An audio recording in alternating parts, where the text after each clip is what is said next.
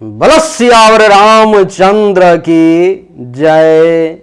Hello नमस्कार आदाब सलाम सत श्री अकाल। केम छो कस्से काय केरो हाल है केना छी अहाँ सब कैसन वानी हाउ आर यू कैसे हैं आप लोग केमो नाचो मनक कम खम्मा गणी हुकुम केमती अच्छंती की खबोर नमस्तुभ्यं। देवी और सज्जनों, आज के इस वीडियो में मैं राजा मिश्रा चर्चा करने जा रहा हूं मकर राशिफल 15 दिसंबर से 15 जनवरी तक का समय आपके लिए कैसा रहेगा। सूर्यदेव धनु राशि में है, यानी कि मकर राशि वालों के लिए कुंडली के द्वादश भाव में सूर्यदेव विराजमान है। देवी और सज्जनों, आपके लिए सूर्य का 12वें भाव में माना किस क्षेत्र के लिए बढ़िया रहेगा और किस क्षेत्र के लिए नुकसानदेह रहेगा, एक एक करके सभी विषय पे हम लोग चर्चा अवश्य करेंगे। लेकिन सबसे पहला पॉइंट हमारा यह है कि आपकी राशि मकर है या नहीं, इस बात का निर्णय आखिर कैसे होगा। आपकी जन्म राशि मकर है या नहीं, आपका जन्म लग्न मकर है या नहीं, ये आप कैसे जान पाएंगे। देवी और सज्जनों, आइए सबसे पहला इसका जानने का तरीका ये है कि आप जो कुंडली देख रहे हैं बना हुआ सामने में, जो ये कुंडली गोचर कुंडली बनी हुई है, इसी प्रकार से आपकी लग्न कुंडली भी बनी होगी अगर आपके पास जन्म कुंडली होगी तो। और आपकी जानकारी के लिए बता दूं कि अगर आपके पास में जन्म कुंडली है तो उसको सबसे पहले देखना है कि उसमें नंबर 10 कहाँ लिखा हुआ है। जैसे कि उदाहरण के लिए मान लो कि ये एक आपकी जन्म कुंडली है और इसमें कुंडली के प्रथम भाव में ही नंबर 10 लिखा हुआ है और वहीं पर में चंद्रमा भी लिखा हुआ है। अगर चंद्रमा 14 करके 0 बिंदु कुछ भी अगर इस प्रकार से है तो आपकी राशि जन्म राशि मकर ही हुई।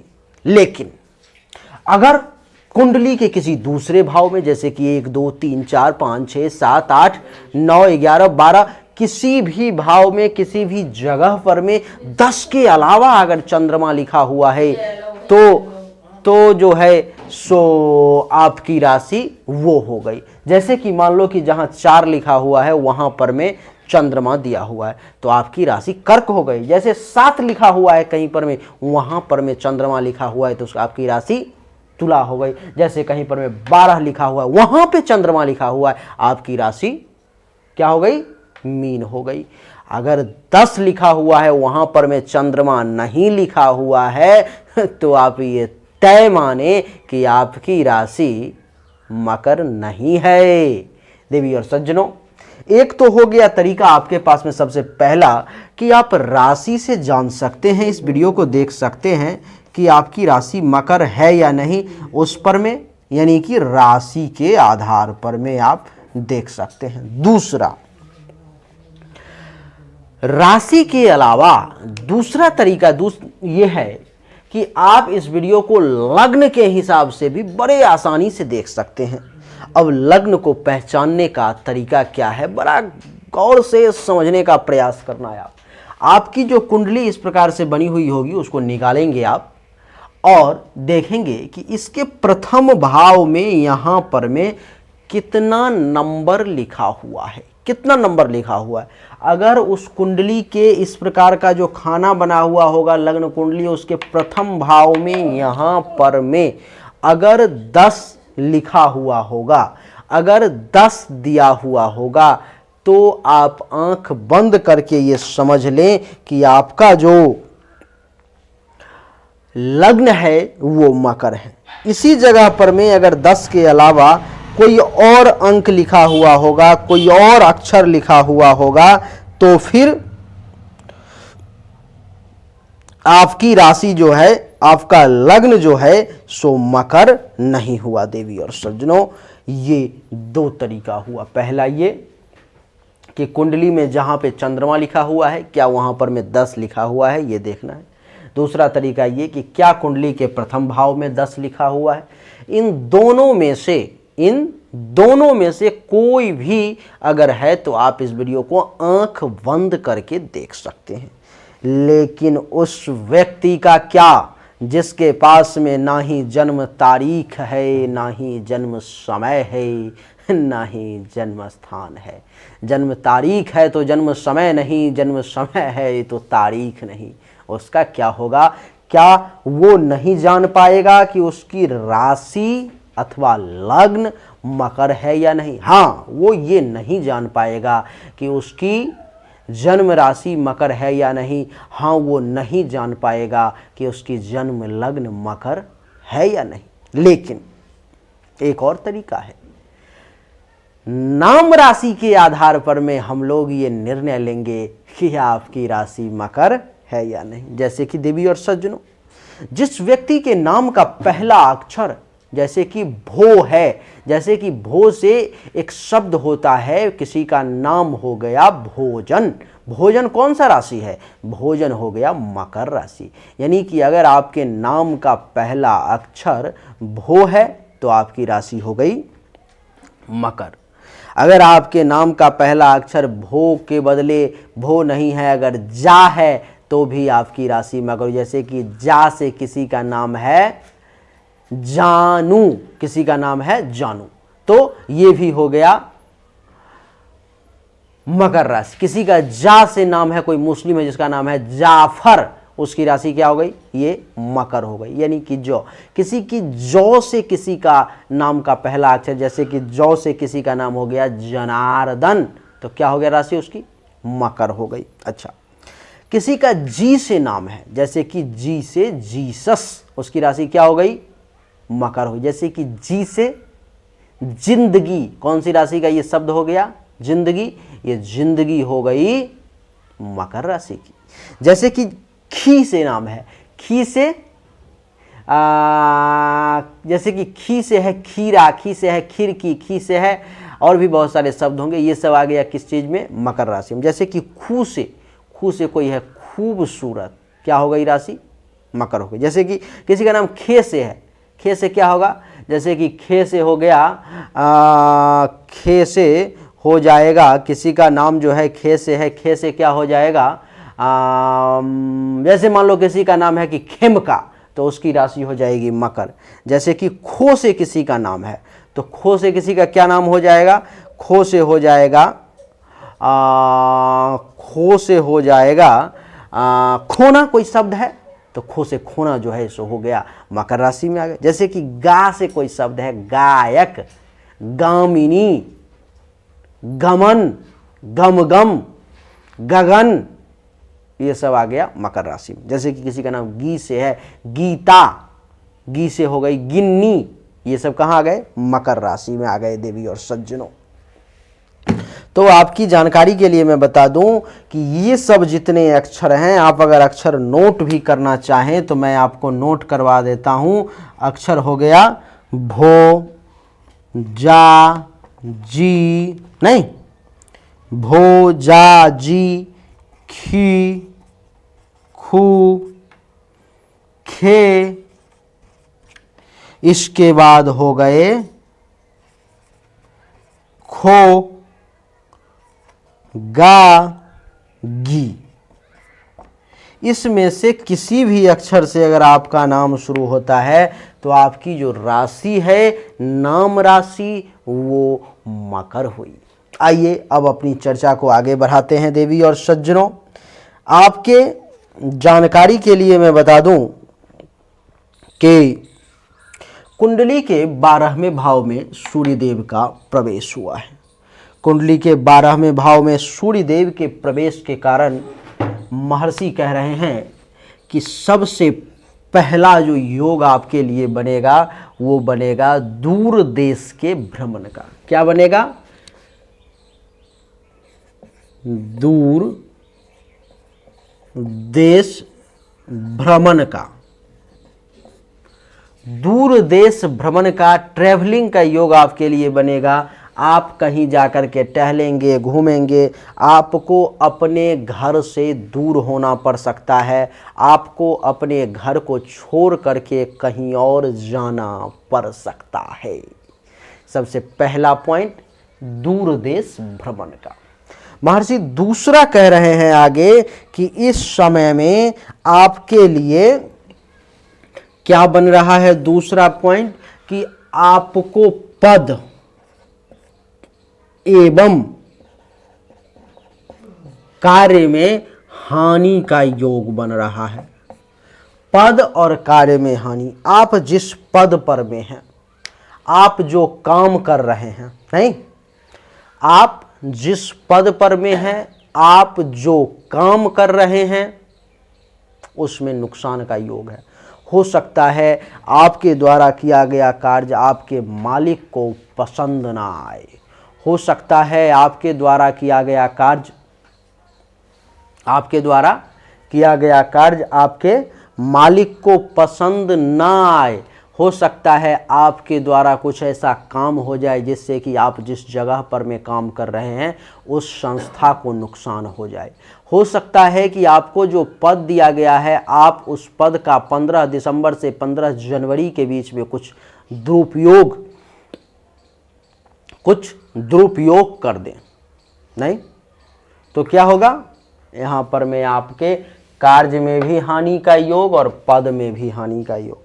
इसलिए प्रयास आपका इस समय में 15 दिसंबर से 15 जनवरी के बीच में ये होना चाहिए कि आप अपने पद का मिसयूज ना कर पाएं। आपको हमेशा ये ध्यान रखना है कि आपका ये पद परमानेंट नहीं है।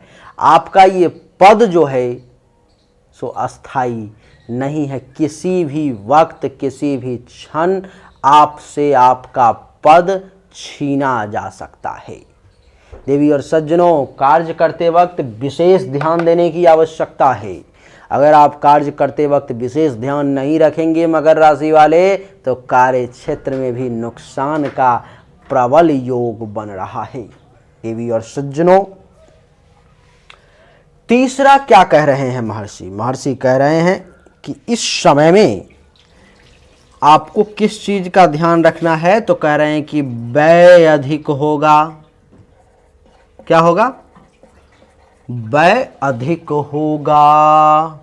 व्यय का अर्थ होता है खर्चा, पैसों का आपके पॉकेट से निकल जाना। जहां पर में जरूरत है 5 पैसे खर्च करने की, वहां पर में 25 पैसे का खर्च कर देना। नहीं, जहां पर में इसका अर्थ ये हुआ देवी और सज्जनों कि जहां पर में 5 रुपए खर्च करने की आवश्यकता है, वहां पर में आप ये प्रयास रखें कि 5 रुपया ही खर्च करें। नहीं, जहां पर में 5 रुपए खर्च करने की आवश्यकता है, वहां पर में प्रयास ये होना चाहिए कि 5 रुपया ही खर्च हो। नहीं तो मन को अगर थोड़ा सा बहका दिया तो 5 का 25 कब हो जाएगा 15 दिसंबर से 15 जनवरी के बीच में, आपको ये पता नहीं लगेगा। देवी और सज्जनों, इसलिए खर्च पर में कंट्रोल करने की परम आवश्यकता है। चौथा पॉइंट महर्षि कह रहे हैं कि इस समय में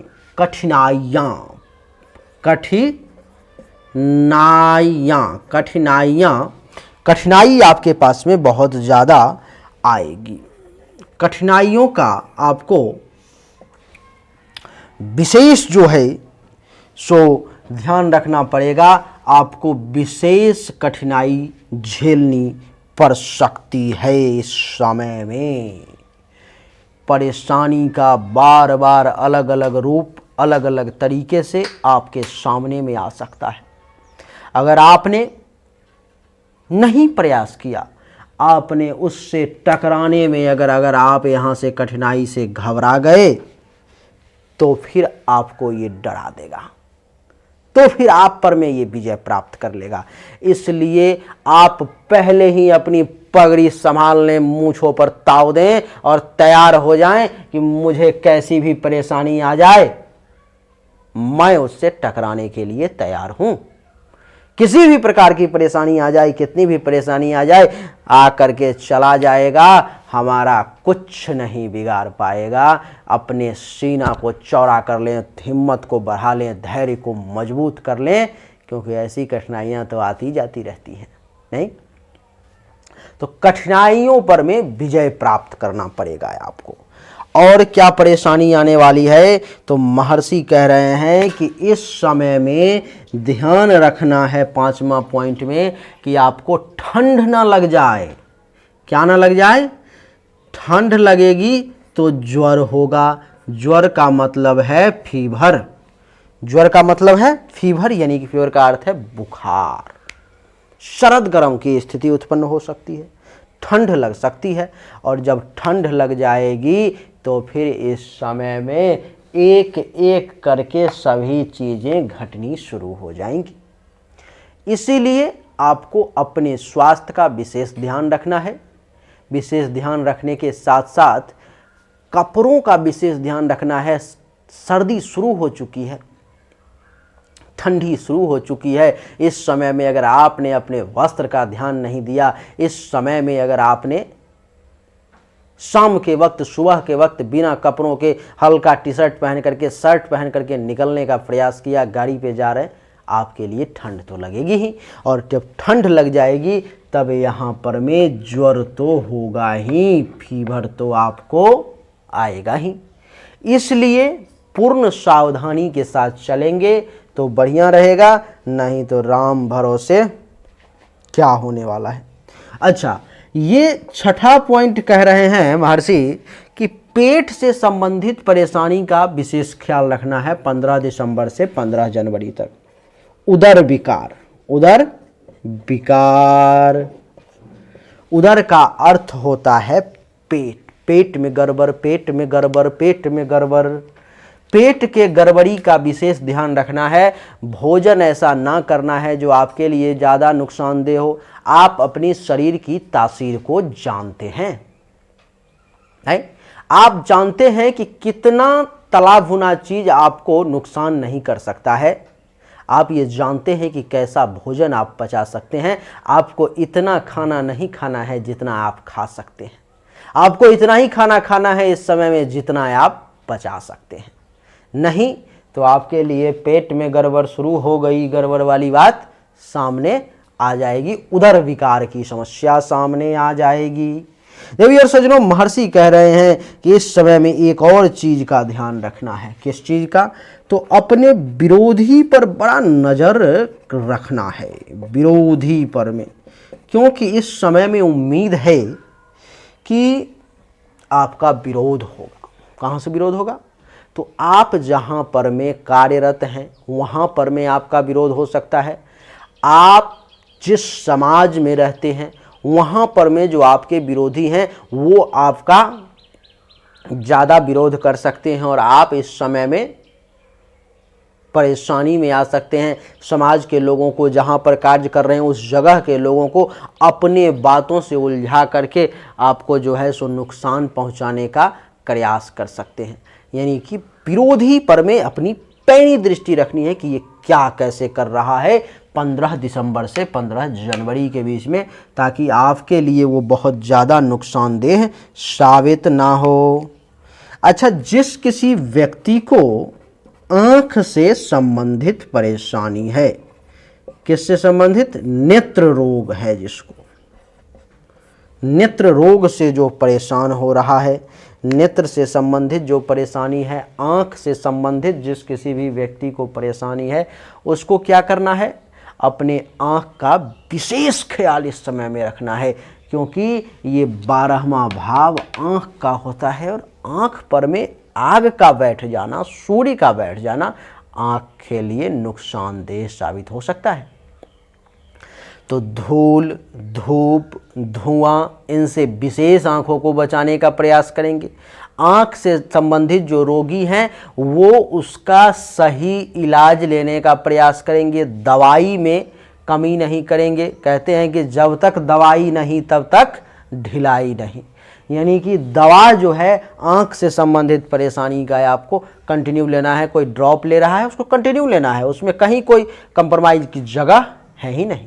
देवी और सज्जनों, महर्षि कह रहे हैं 9वां पॉइंट कि आपके लिए इस समय में अपने मित्रों का व्यवहार आप देखेंगे। किसका? मित्रों का व्यवहार। क्या देखेंगे इसमें?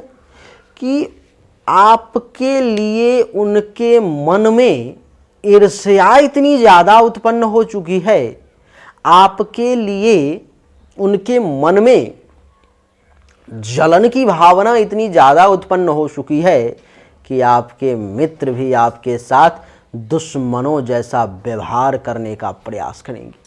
आपके मित्र भी आपके साथ शत्रुपूर्ण व्यवहार करेंगे और वहाँ से भी आपको सतर्क रहना है, नहीं तो इस समय में दोस्त भी दुश्मन बन करके आपको नुकसान पहुँचा देगा और आपको पता भी नहीं चलेगा। जब तक आप अपना आँख खोलेंगे, जब तक आपको पता चलेगा, तब तक तो आँख बंद और डब्बा गायब वाली बात हो जाएगी। यानी कि वो नुकसान पहुँचा करके जा चुका होगा। यानी कि दोस्ती के सहारे आपका नुकसान पहुंचाएगा।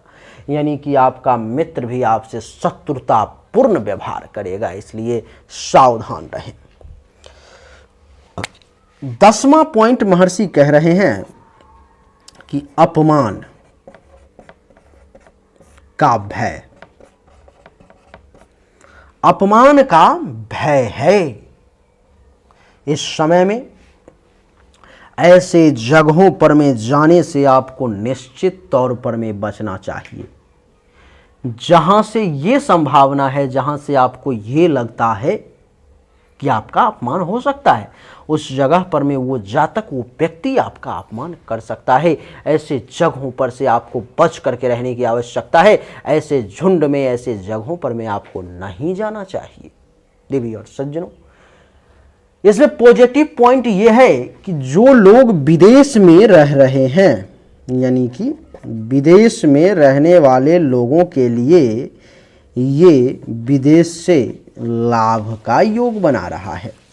अच्छा, विदेश में रहने वालों के लिए ही नहीं, जिस किसी भी व्यक्ति का कार्य विदेश से जुड़ा हुआ है, जो कोई व्यक्ति विदेश से किसी प्रकार का आदान प्रदान, किसी प्रकार का व्यवसाय अथवा वहीं से उसका व्यवसाय ही जुड़ा हुआ है, उसको वहां से विशेष लाभ का योग बन रहा है। यानी कि उसको विशेष फायदा होगा। ये 11 पॉइंट के रूप में आपके लिए 15 दिसंबर से 15 जनवरी तक की कहानी है, जिसको बहुत ही सावधानी के साथ नज़र चौकन्ना रख करके कार्य करना है। इसको नीचे से समझने का प्रयास करेंगे। 11वां पॉइंट ये है कि विदेश से प्रबल लाभ का योग, विदेश में रहने वाले लोगों को प्रबल लाभ का योग। 10वां पॉइंट ये कि अपमान का भय, यानी कि जिस जगह पर में आपको डर है कि अपमानित किया जा सकता है, ऐसे जगहों पर में बिल्कुल भी ना जाएं।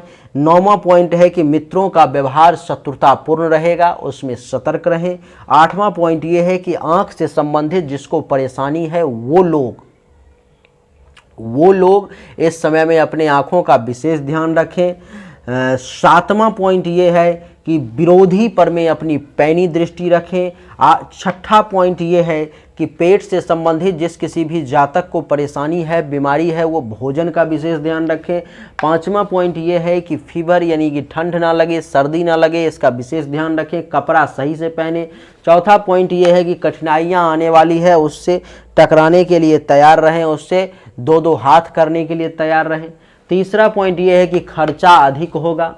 दूसरा पॉइंट ये है कि पद और कार्य के हानि का योग है, इसलिए सावधान रहें। और पहला पॉइंट ये है कि दूर देश के भ्रमण का योग है, हो सकता है तो विदेश यात्रा भी आपका इस समय में संभव है। इसलिए देवी और सज्जनों, ये 11 का 11 पॉइंट आपको विशेष ध्यान में रखना है, और इस 11 पॉइंट को अगर आप विशेष ध्यान में रखते हैं तो आपके लिए ये समय सुखद रहेगा। उम्मीद करता हूं कि आपको हमारा ये वीडियो पसंद आया होगा। अगर पसंद आया तो इस वीडियो को लाइक करें, शेयर करें, चैनल को सब्सक्राइब करके इसके बेल आइकन के बटन को दबा दें। और आपकी जानकारी के लिए मैं बता दूं कि इस समय में सूर्य जो 12वें भाव में है, उसका जो निगेटिव असर होने वाला है उसके लिए आपको क्या उपाय करना है। तो बहुत ज़्यादा घबराने की ज़रूरत नहीं है, बहुत ज़्यादा टेंशन लेने की आवश्यकता नहीं है। सूर्य के लिए जो है सो आपको करना क्या है कि ओम आदित्याय नमः, ओम आदित्याय नमः मंत्र का अगर संभव हो तो 15 दिसंबर से 15 जनवरी तक इस समय में इसका आप प्रयोग कर सकते हैं। 10-10 बार जो है इस मंत्र का स्नान करने के बाद अगर आप जाप करते हैं तो आपके लिए यही सुखद रहेगा। और आपकी जानकारी के लिए मैं बता दूं कि आपके लिए एक और बढ़िया है कि दैनिक रूप से जो है सो सूर्य को जल दें, आपके लिए अच्छा रहेगा। उम्मीद करता हूं कि आपको हमारा ये वीडियो पसंद आया होगा। अगर पसंद आया तो इस वीडियो को लाइक करें, शेयर करें, चैनल को सब्सक्राइब करके इसके बेल आइकन के बटन को दबा दें। एक बार फिर से आप सभी का बहुत बहुत धन्यवाद। Thank you so much. जय हिंद, वंदे मातरम। बोलिए राधे राधे।